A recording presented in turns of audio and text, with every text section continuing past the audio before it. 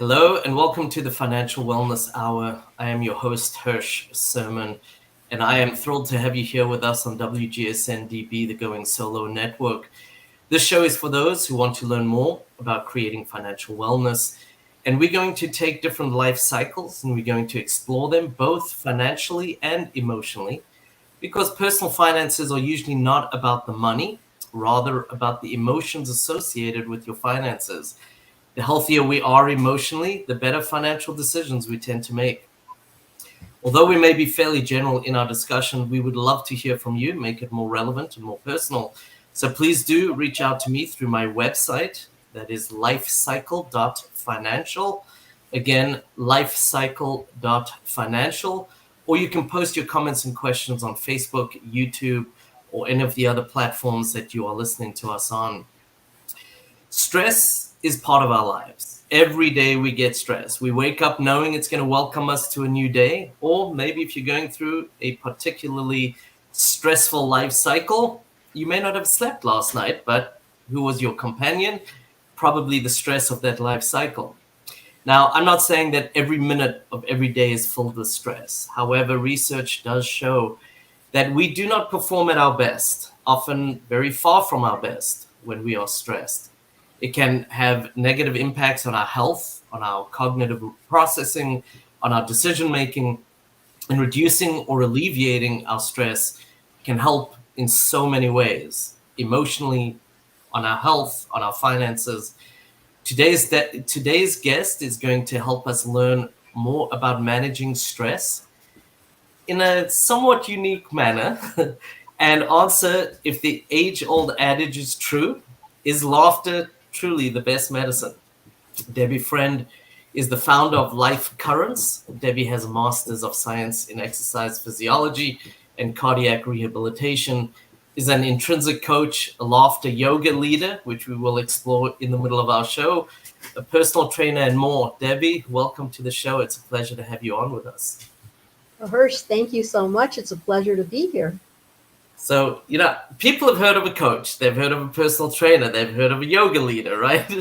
A laughter yoga leader is probably something people are less familiar with, if at all.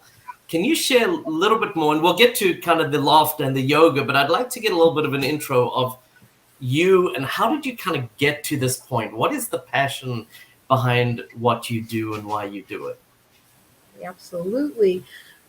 I've been laughing my whole life, not by choice. A lot of it probably out of nervousness because I was very shy and quiet growing up. So when people would talk to me, instead of answering, I'd be like, Then as I got older, life got a lot harder and I started to go through a number of very trying circumstances. At one point in my life, I was in a very bad marriage, was starting to go through the divorce process. It was an abusive marriage. I was going through counseling. At the same time, my father and my mother were both diagnosed with Alzheimer's disease, and my father was in the final stages of his life. When he finally passed away, and I was dealing with all of these things, I was looking for a way of how can I still feel like I was human, except for experience all of the negative emotions. What could I do to make myself feel better? I came across a laughter yoga class, which I found very strange because I was doing hatha yoga at the time. And I was wondering if I'm going to go in there. Am I going to be doing downward dog? Am I going to be giggling? What's going to be happening here? And what I found was that it was laughter exercise combined with breathing techniques. And it taught the body how to laugh without relying on jokes or humor. So here I was at one of the lowest points in my life, just trying to find some positive way to cope and deal with the situation. And what I discovered during this class was that I was able to laugh. And it wasn't because anything was funny or I was happy or I was in a good mood. It was just a new coping strategy. And when I discovered how beneficial this was, I studied and became a laughter yoga leader so that I can help other people who are in similar situations. It's always funny how life takes us and where we go and how we end up where we do. But I think, sometimes there's a calling, obviously. People call it the universe, whatever it might be. It's always fascinating when I have guests to hear how they get to the point where they are. And before we get to the yoga side of it, I would like to explore the effects of laughter. I mean, the laughter yoga would be pointless without understanding the benefits of including the laughter in the yoga. So there is a saying, as we said earlier, laughter is the best medicine. While it definitely feels good at the moment, even those side-splitting barrel laughs that we sometimes have, what does laughter actually do to improve our health? Actually, laughter does a number of wonderful things to improve our health. And when you say laughter is the best medicine, think what other thing can you take or do, or a therapy that you can use that's free? It works very fast and it's available whenever you need it. And that's something that laughter can do. Specifically, especially during this time when we have a lot of COVID going around, one thing that regular mirthful laughter does is that it boosts your immune system. So when you laugh heartily and you laugh frequently, it helps increase your immune cells, it raises your T cells, it raises the infection fighting antibodies, and overall increases our resistance to getting sick. Another thing that laughter does is it lowers our blood glucose levels. It also works on our heart and our circulatory system. So it lowers your blood pressure, also reduces your risk of getting heart attacks and strokes. There was a study done by a doctor who was a cardiologist from the University of Maryland. And what he did was he took a group of patients who were cardiac patients and he tested them, and they watched a very stressful movie. And when they were watching the movie, what he found was that the endothelium, which is the inner lining of blood vessels, became very constricted and it didn't allow a lot of blood flow going through. However, when they watched comedy and happy movies and they were laughing, the endothelium relaxed, dilated, and more blood was able to get through. So what this cardiologist was telling his patients, in addition to doing regular exercise, try to laugh 10 to 15 minutes a day because it's definitely going to help your heart. It's also exercise, and I like to tell people as an exercise physiologist, this is going to be the happiest, most fun workout that you are ever going to do. Because if you laugh mirthfully and heartily for like 10 to 15 minutes, you are going to burn calories. Not a lot, okay, it's maybe 40 calories during the session, but when you look at the whole year, you've lost about 4 pounds just by laughing. And when you're laughing heartily, it's an internal jog. It massages your organs. All of your internal organs get massaged. It's a great workout for your heart and lungs. When we're breathing deeply, as in laughter, we have to deeply inhale, and we let it out with this forceful exhalation. That's working your lungs, and it's increasing your heart rate, just as exercise does. So that's how, in the long run, when you laugh heartily, it actually helps stabilize your blood pressure. In addition, when you get a really hearty, good laugh and you're doubled over because your abs are just so sore from the exercise, that's because you're giving your abs a workout. The muscles are contracting and relaxing very rapidly, and it is giving you an abdominal workout. Overall, it also helps alleviate pain. When you're laughing and sometimes something might be really troubling you and you start laughing and all of a sudden you feel good. You forget what you're going through.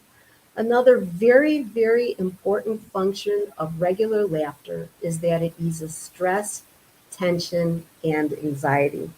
We have stress hormones that are circulating throughout our body. And as you were saying, when we're very stressed, our cortisol levels go up, our epinephrine goes up.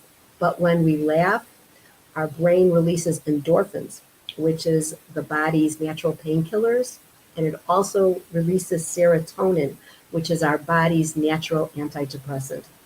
So as I said earlier, what can you do and what kind of pill can you get? What kind of treatment can you get that's fast, it's free, and you can use it anytime, and it's effective because it works?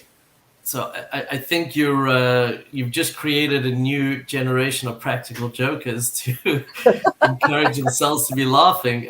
But that is fantastic because, it's not something you would imagine that a 30-second laugh, would give somebody.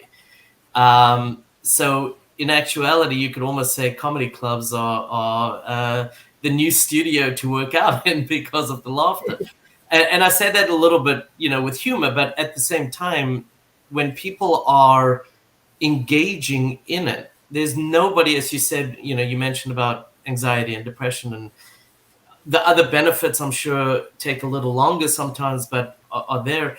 But there's nobody in the middle of a solid laugh that can turn around and go, I'm upset right now, right? It can change an entire mood immediately, quite honestly, you know. I do remember when, I mean, just to give you an example, when I had started telling some of my friends that I was getting divorced, one of them said, "Oh, you know, this reminds me of that old adage, rather you than me." And in the beginning, I was like a little shocked, but then I burst out laughing, and I went like from this hardcore like internal angst to just the relief of it. So, you know, I can, as you're talking, I'm relating it like to things that have happened in my life that were amazing, you know. But you mentioned that laughter helps with anxiety and depression. How is it a good coping mechanism for dealing with tough times and trying times, you know? And we're going to get into the yoga, we're going to get into a lot of it, but how it's a little different, right? How do we use it as a coping mechanism, I guess, is what I'm asking.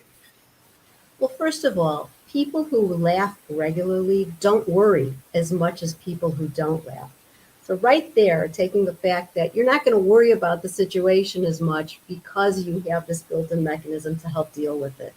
And one thing that laughter does, it does stop distressing emotions. You can't feel anxious, you can't feel angry, and you can't feel sad while you're laughing. As Hertz, you just mentioned, when someone said something to you and you're laughing, it just changed your whole perspective of the situation.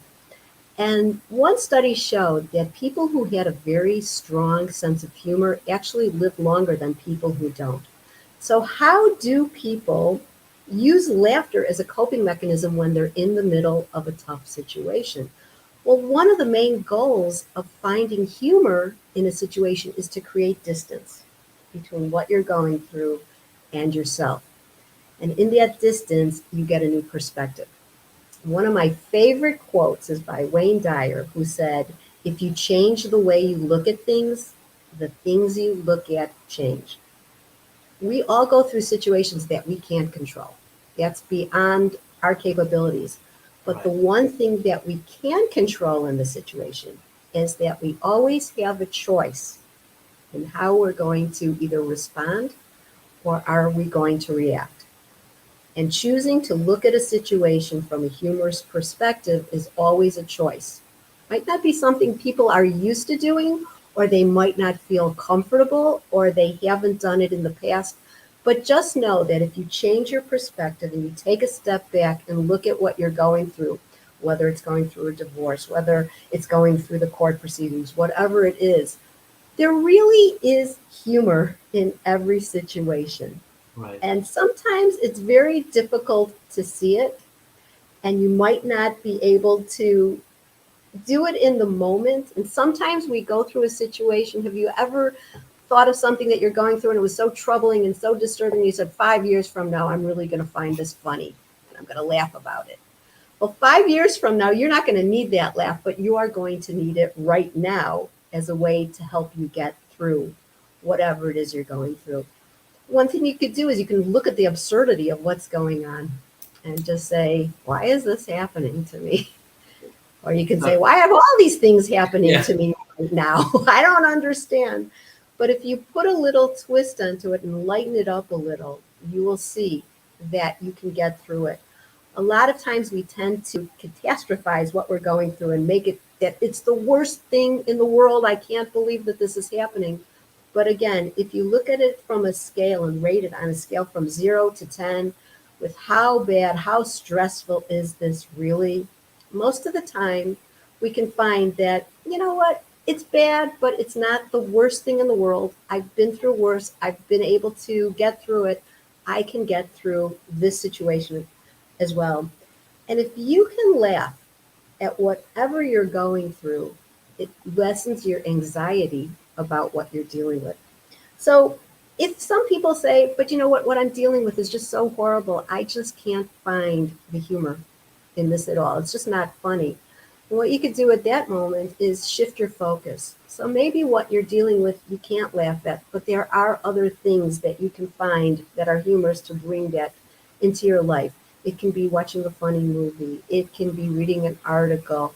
It can be sharing some time with a friend who always makes you laugh. Or even going back into the past and thinking of something that made you really happy in the past and laughing about that. So there are ways of, when you're in the moment, finding what I'm going to say a healthy coping mechanism. And Right. that's what this is. It's how can you get through what you're going through, because you're in the middle of a situation, no, might not want to be there. A lot of us find ourselves in the middle of something, and when you spend all your time focusing on poor me and why is this happening and I didn't ask for this and this isn't what I want, you still have to get through it. So if you can shift your focus and say, you know what, yeah, this is happening, I don't like it, but I'm going to deal with it. You know, when I was going through my divorce, I was going through the support group, and I remember somebody saying to me, um, I need the 15-second rule. And I'm like, what is this 15-second rule? And basically he said kind of what you're saying. It doesn't help to dwell on the negative of what's going on right now, right?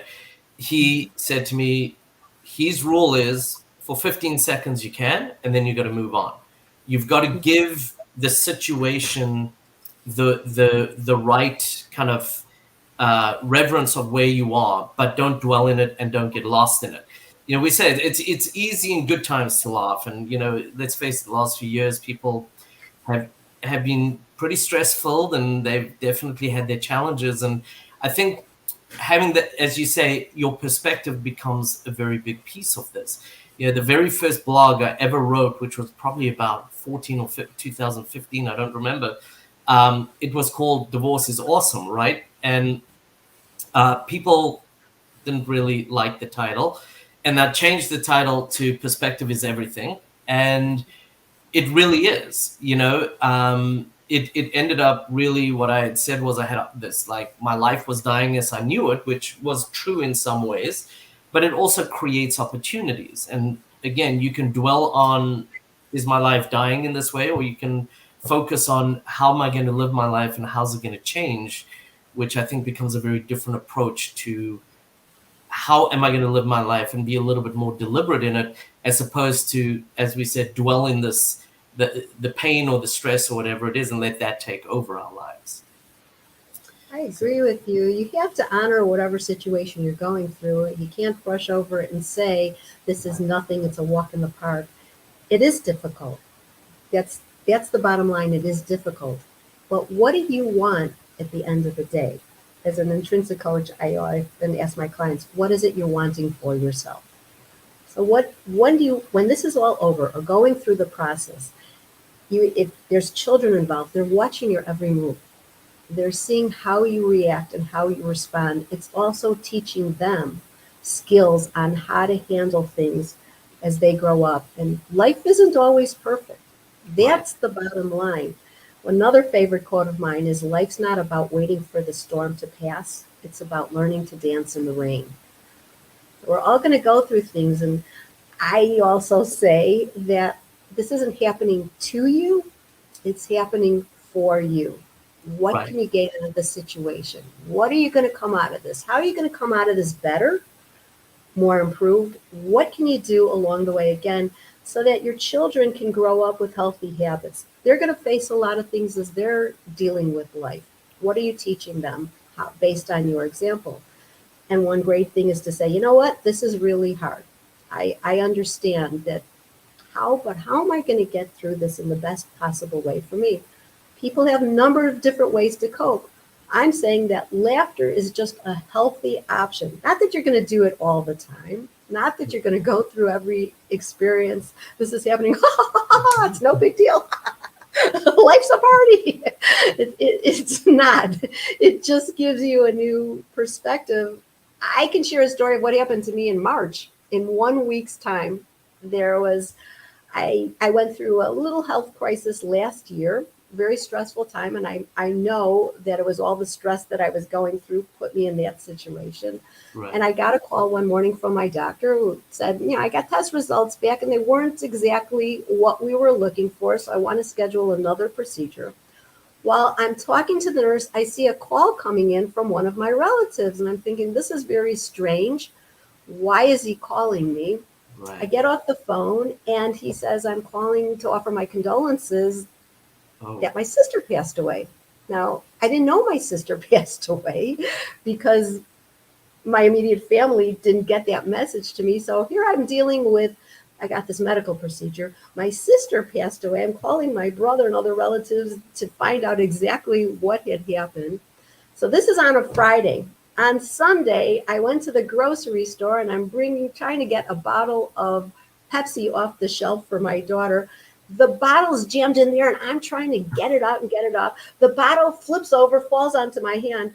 I wound up breaking my hand oh at boy. the jewel of that day. So then on Tuesday, I have the funeral for my sister. On Wednesday, my hand is like so swollen and bruised and black and blue. I now find out it's broken, have a cast put on. I do competitive ballroom dancing. That Friday, I had a competition to do. And on Oh, Sunday, my daughter developed COVID. So let's talk about all the major stressors that are right. happening in 1 week's time. Yeah. And I had a choice. I can either look at the situation and say, wow, it doesn't get any worse than this. What's happening in my life? I can't believe that this is going. Why is this happening to me? Why is this going on all at once?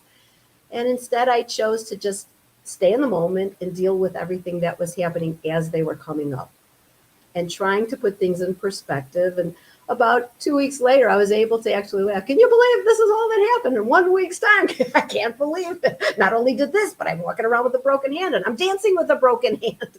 And people are coming up to me at the competition. Wow, you're such a badass. And I'm dealing with my daughter. So, yeah, it was hard. It was traumatic. But yes, if you change your perspective, because ultimately I didn't want to get sick and I Right. didn't want to go down and get into this deep depression. So, how can I deal with the situation, giving myself the best possible outcome? I like that, and I actually have a friend who's a life coach, and he often will say, "You've survived 100% of your worst days." And when you think about that, right? Oh, another, you've got two columns: the good day, the bad day, right? Oh, another one for the bad day. Like if you can have the levity of that, I think it can help you go a long way. And knowing you're going to get through it, just like 100% of the other bad days that you have, brings a very different perspective. And before we get into another topic, because I have many, we do have to take a break. But I'm going to ask, how can people get in touch with you and learn more about what you do? I think the easiest way is to go to my website. It's lifecurrents.net. It's up on the screen. Or you can email me at debbie@lifecurrents.net. All right, great. We will be right back in 2 minutes. And Debbie, thank you. Hold on, everybody. We'll be right back.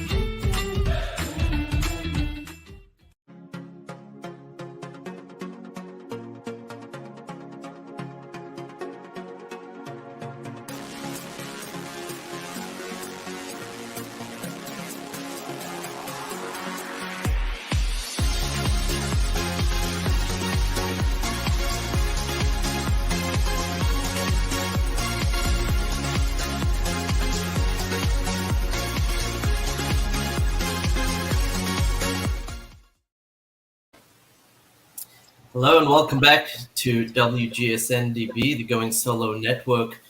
And I'm excited to have Debbie Friend here from Life Currents. And you can reach her on her website, lifecurrents.net.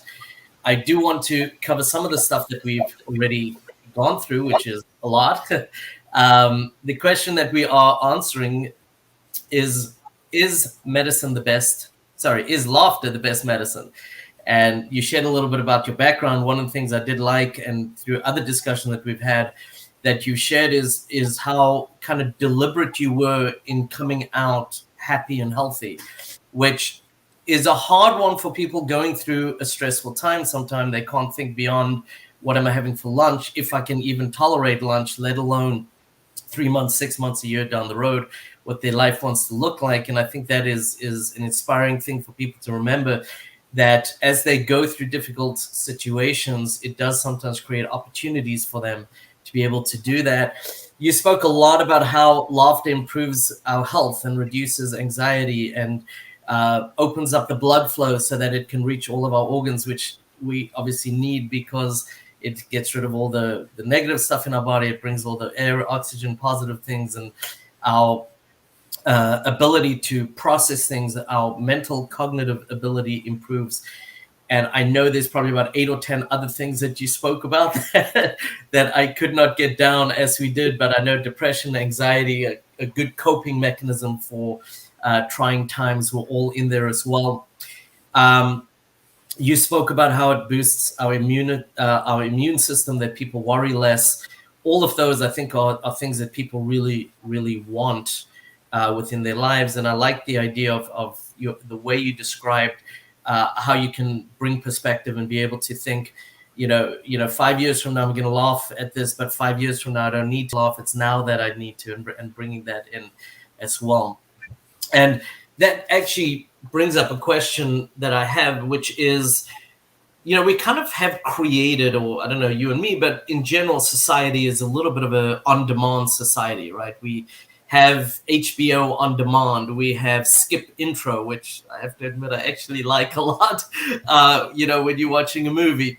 How receptive are people to this? It sounds like, and again, I'm coming from somebody who's not as familiar as you, but it almost sounds like it could be forced or feel awkward to laugh on demand, right?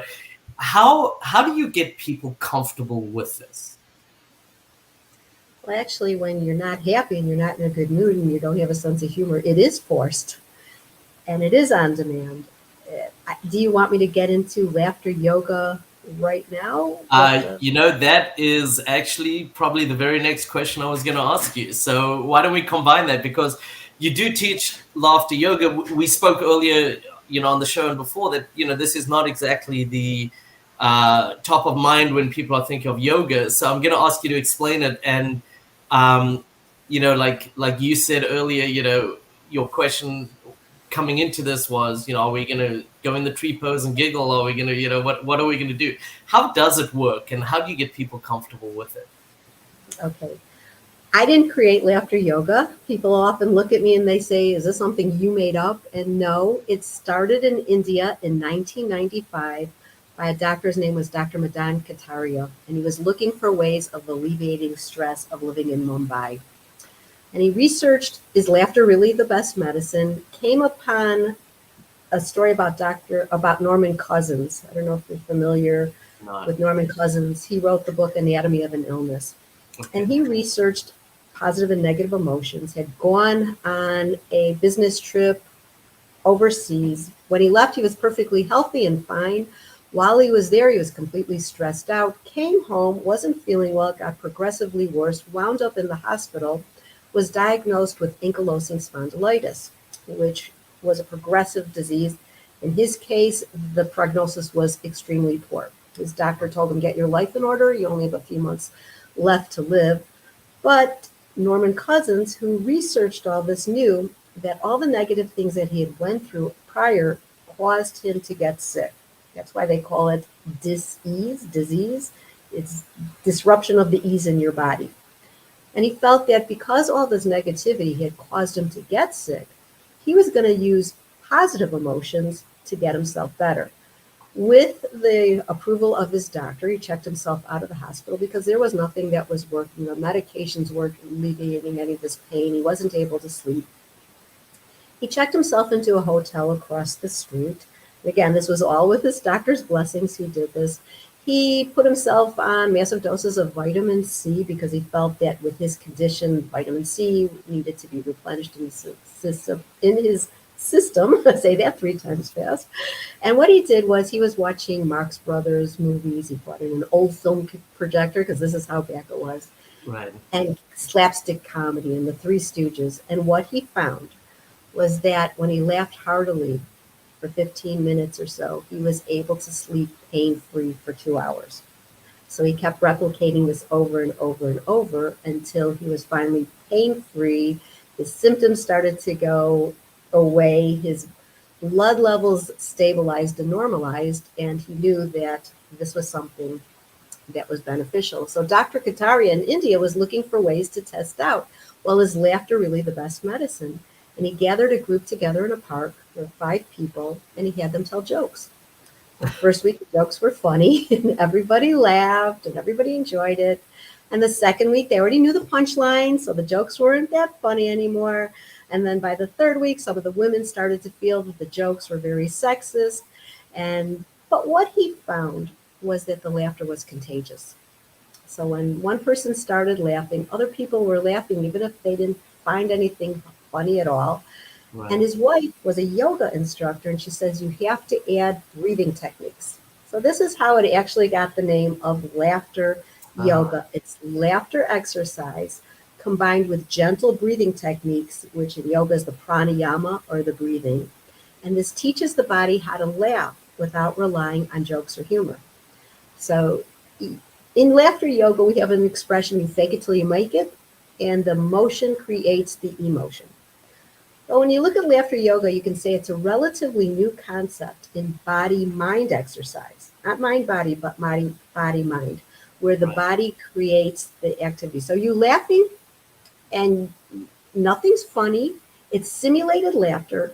Interestingly, your brain does not know the difference between fake laughter and genuine laughter.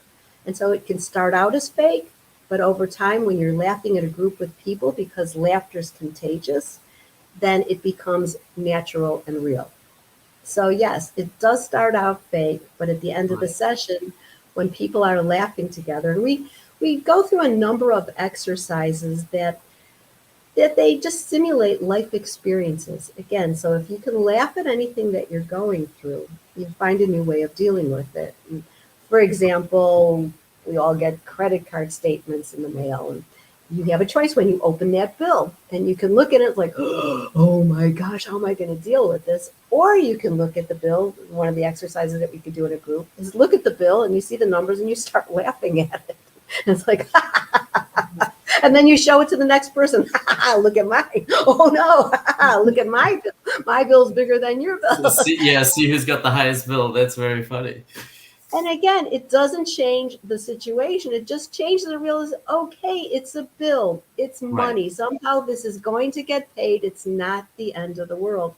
So that's what laughter yoga does. And when you do it in a group, everybody also gets the same feeling. And because we have what's called mirror neurons in our brain, which causes us to mimic what other people do. For example, if I start yawning, chances are you might feel like you want to start yawning. And because I'm laughing, I see you're smiling now and you're laughing as well. So it's very contagious. And just by putting a smile on your face, a lot of people say, how can I laugh? There's nothing to laugh about. But if you just smile, it actually changes your physiology. Right. It's impossible to smile and be angry at the same time. And you could try that. I'm gonna throw out a little bit of a different version on that credit card bill. I always tell clients there's a very simple question that seems like almost like a dumb question. When you're gonna buy something, just say to yourself, for example, for me, is future Hirsch gonna be upset with current Hirsch if I buy this, right? So I'd rather they be laughing when they open that bill at how low it is and that the question works than how high it is. So I did have to just throw that in.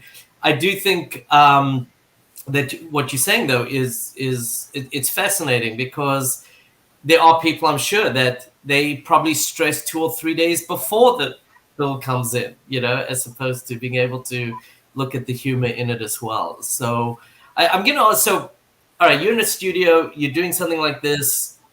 How do people take this out? How do they successfully utilize this in their everyday lives outside of the studio? All right, so let me take a step back and describe what's happening in a laughter yoga session. First of all, I start out, because usually they're groups of people that haven't met before. I'll go into a corporation, I'll do this in a school, I'll do this in an organization. Right. Explain what laughter yoga is, the history of it, the benefits of doing laughter. Then I ask people, do you want to laugh? And most often, it's like, yeah, I want to laugh. It's like, no, I want to hear a resounding, yes, I want to laugh. And Right. this gets them in the mood, training their body. So when you look at laughter as a form of exercise, it's like any other exercise that we're going to do. You have to warm up, and you do the exercise, and then you cool down. One thing I like to stress about using laughter as an exercise, because as an exercise physiologist, I coach people, Right. exercise aerobically and do strength training and do flexibility. But it's going to take a little time before you're going to start to see results, and you have to be consistent. With this, you're going to feel the effects immediately. People will get into the group and they will start laughing, and they feel good right there in the moment. Another thing that I do, I start out my session, I ask people to take a deep breath, close their eyes, and on a scale of 0 to 10, with 0 being, ugh, I couldn't feel any worse than I do, to 10 being it doesn't get any better, how do they feel? And at the end of the session, no matter what group, wherever people are, they consistently always rate themselves as much higher. They could have come in with a headache, they leave without a headache. They could have come in with very tense muscles, and they leave without it. So when they're in the session, they know that this works and that they feel good. And then looking for ways, how do you replicate this over and over in your life once you leave? Well, there's a number of things that you can do to find more joy and laughter in your life. Let me backtrack a little bit first and say that laughter yoga is not about comedy or humor. It's a form of exercise. And there's a big difference between comedy and laughter yoga.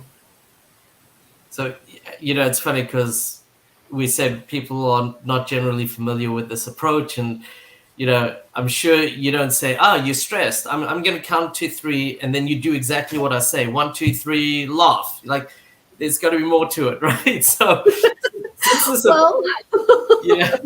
that was what was going through my head, right? I think I'm going to ask, so somebody calls you and they're curious about, well, this is something I heard is good. How do you acclimate them to this approach? Because I'm sure they're skeptics with everything, right, that they've never heard of. I'm sure they are skeptics. How do you kind of alleviate that and just kind of, and I'm going to ask you to be relatively brief because we don't have that much time left. And I do want you to also share a couple stories of what you've seen and how people's lives have changed. So if you can start with that, let's go with that. Okay, very briefly, I can describe it, but until you experience it, you're not going to understand it. So I invite people to come and try a session. Right. Because I have a video up on my website. It looks silly, but when you're experiencing it, when you're going through the motions, you feel the benefits. So I'm going to entice people and say, you have to try it to understand how it actually works. Right.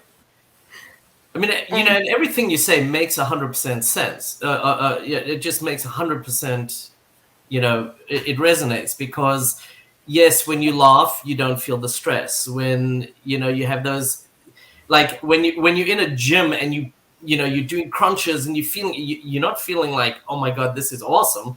But when you're laughing and you're feeling that in your gut, in your core, you do feel this is awesome, right?